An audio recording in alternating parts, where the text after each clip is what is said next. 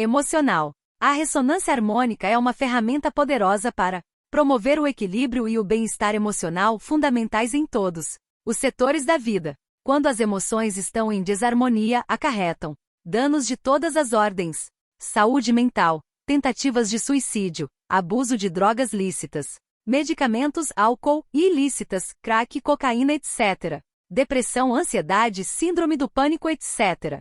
Financeiro, compulsão por compras, negligência com seus compromissos financeiros. Profissionais, dificuldade para conseguir e manter empregos ou oportunidades de negócios, alta taxa de absenteísmo. Ao trabalho, baixa produtividade. Relacionamentos, conflitos conjugais e familiares, violência doméstica no trânsito e na escola.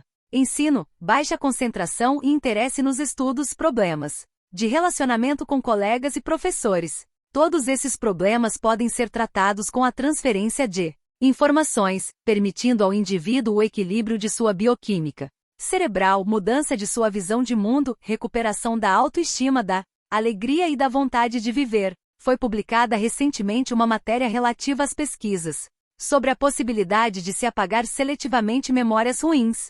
O neurocientista responsável pela pesquisa Kari Nader descobriu que, se bloquear a ação de uma determinada proteína, apaga-se a memória que está sendo lembrada naquela hora. 5. O neurologista Todd Sacktor, da Universidade Columbia, encontrou a proteína PKM-zeta. Todo evento causa a gravação de um engrama no cérebro. Neste engrama estão todas as percepções daquele momento: sons, imagens, sabores, tato, olfato, sugestões, etc. Tudo fica gravado num único registro, que se assemelha a um banco de dados relacional.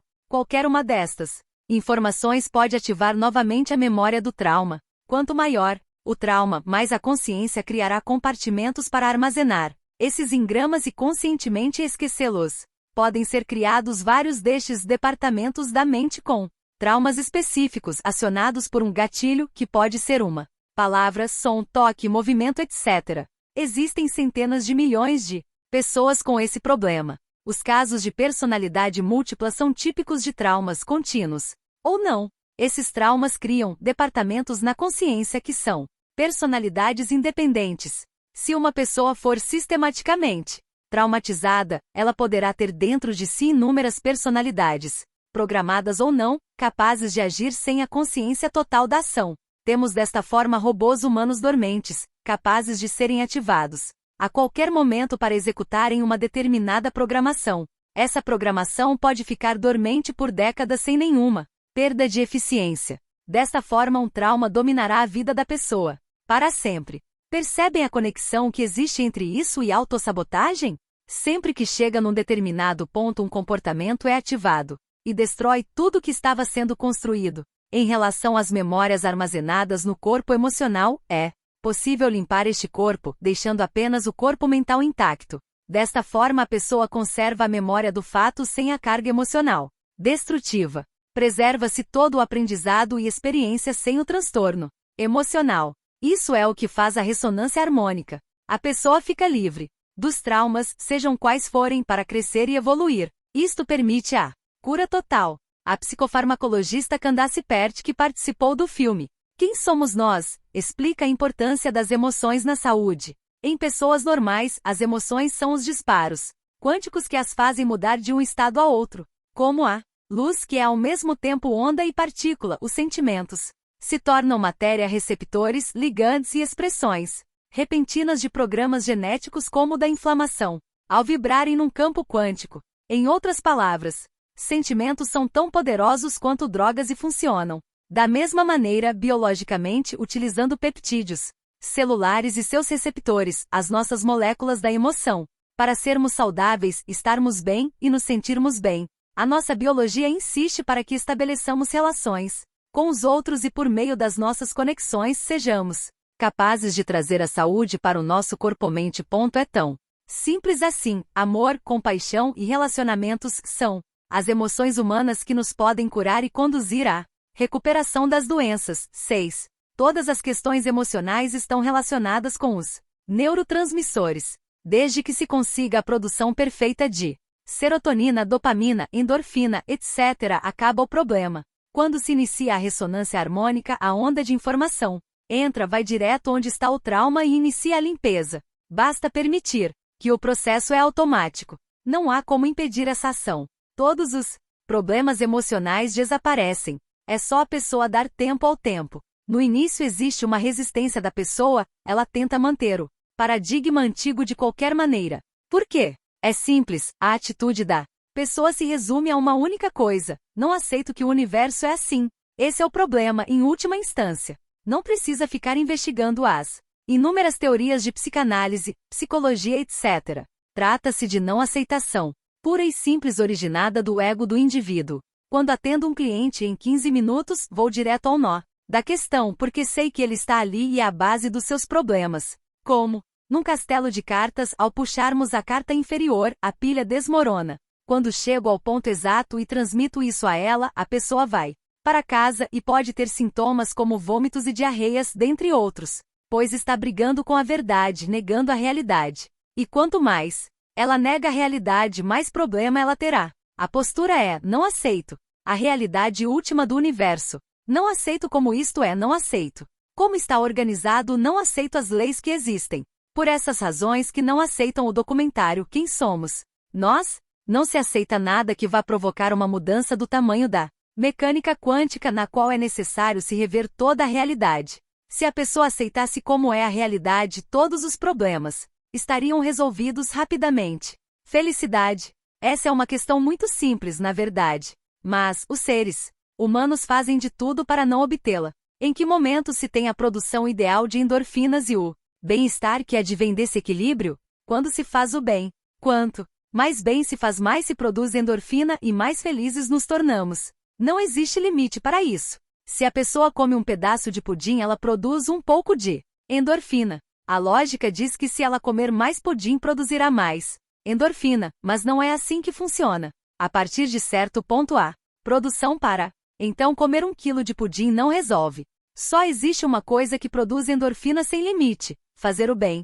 É isso que a ferramenta da ressonância harmônica procura fazer e passar para as pessoas. As casas, carros, barcos, namorados que as pessoas pedem são como brinquedos com os quais relacionam sua felicidade. Acreditam que serão felizes se os possuírem. Isso acontece por pouco tempo e perde o efeito. Não adianta comer 1 quilo de pudim. Todos os brinquedos do mundo produzirão o mesmo resultado. Depois de certo tempo não produzem mais endorfinas. E endorfina é o que nos faz sentir felizes. Passado o efeito inicial, procura-se um carro maior, um pneu maior, uma casa maior, mais uma casa, alguém diferente e assim por diante. Até que o limite é alcançado de novo e tudo recomeça. Isso ocorre até o final da vida normalmente.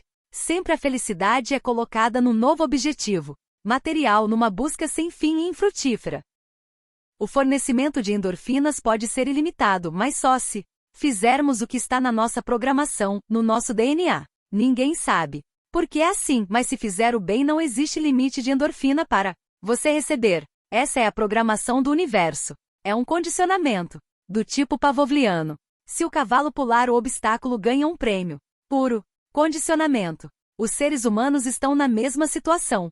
Se fizerem o que é certo, ganham endorfina, se não, continuam infelizes. O estímulo é poderoso. Acontece que a lógica aristotélica impede que isso funcione como deveria funcionar. Os seres humanos associam os brinquedinhos com a endorfina e logo pensam que ter mais brinquedos significa ganhar mais endorfina. A programação do universo não é essa. Neste ponto, o leitor deve estar se perguntando que tipo de bem e em que quantidade deve fazer para ganhar endorfinas. Ajudar velhinhas a atravessarem a rua no farol com certeza produz endorfinas. Com certeza. O ganho será grande, mas não o suficiente. O ser humano precisa de muita endorfina. É preciso fazer algo maior. Quanto maior, mais endorfina. Evidentemente que por lógica chegaremos à seguinte conclusão: ajudar uma pessoa igual X endorfinas.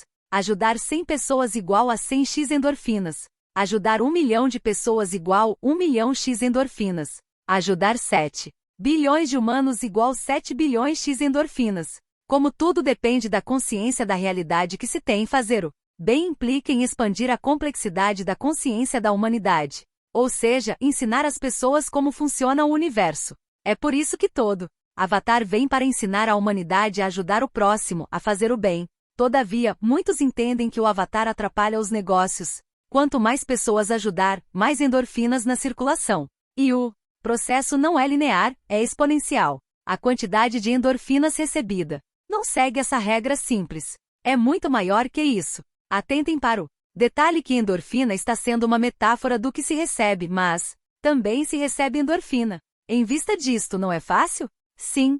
Mas quem fez isso? Mahatma Gandhi, Martin Luther King e Nelson Mandela. E os demais? Onde estão? São pouquíssimos aqueles que fazem isso. E toda vez que a pessoa inicia a ressonância harmônica, ela recebe um convite para fazer isso. E qual é a resposta? Estou muito ocupado, tenho outras coisas para fazer. E vão atrás de outros brinquedos. Não tem nada de errado com casa, carro, barco, mas há 2000 anos foi dito: procurai primeiro o reino dos céus e tudo mais vos será dado por acréscimo. O que não ficou claro na afirmação acima? Foi prometido tudo se primeiro fizer o bem. Primeiro faz o bem, depois ganha o tudo. Só que a humanidade inverteu isso. Primeiro querem o tudo, para depois fazer o bem. Só que esse tudo nunca é suficiente. Suicídio. Por que alguém cometeria suicídio? O grau de infelicidade é tão imenso e a falta dos neurotransmissores é tão insuportável que essa pessoa não se vê com saída. Os sentimentos humanos são uma via de mão dupla. O que você pensa e sente afeta a produção dos seus neurotransmissores. E alterando-se a produção deles pela própria pessoa, mudam-se os sentimentos da mesma. Isto é, com o estímulo certo a própria pessoa produz o que precisa e passa a um estado de força e felicidade. Então acaba o problema do suicídio e ela pode resolver seus problemas de forma racional. Basta elevar sua autoestima que está resolvido. Alguns anos atrás, dando uma palestra, eu conheci uma senhora que já havia tentado suicídio 3 vezes cortando os pulsos. Inclusive, ela estava com curativo nos 2 pulsos. Pediram-me que cuidasse dela. Comecei a tratar com a consultoria de ressonância e em uma semana havia acabado o problema dela não querer viver. Uma semana. Quantos suicídios mais nós teremos que poderiam ser evitados se as pessoas falassem da ressonância harmônica? Todas as pessoas com tendências suicidas que chegaram a mim foram recuperadas. Até hoje ninguém que tratei cometeu suicídio.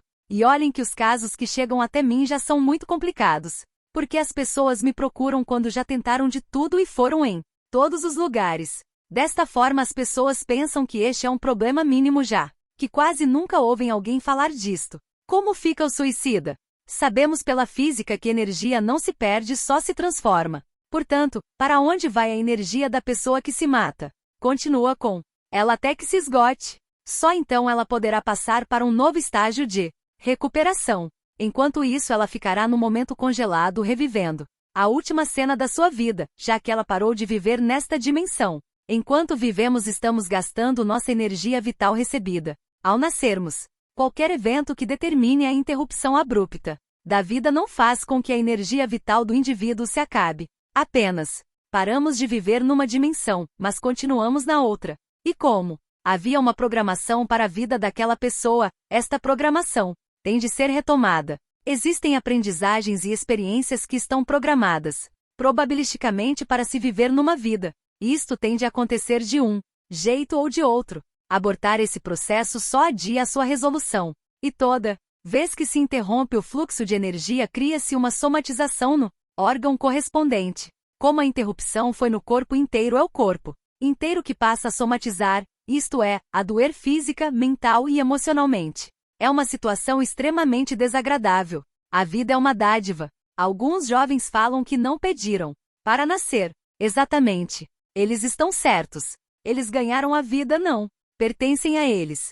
É um empréstimo de energia que receberam de graça. Portanto, são devedores desta energia. Têm de gastá-la. Não podem renegar a doação. Não há como devolver. O dono não aceita devolução. É preciso fazer algo com ela. Não há escapatória. Lembram-se das regras de contabilidade? Entrou debita, saiu credita. Entrou vida para você. Então está debitado na sua conta. Já é um devedor. Como pagar? Fazendo o melhor e o máximo que puder com a vida que ganhou. Fazendo o que dá alegria para si e para os demais. É simples. Amando, pois só amor incondicional gera endorfinas sem parar. E endorfinas são felicidade pura. Todos ganham. Como recusar algo assim?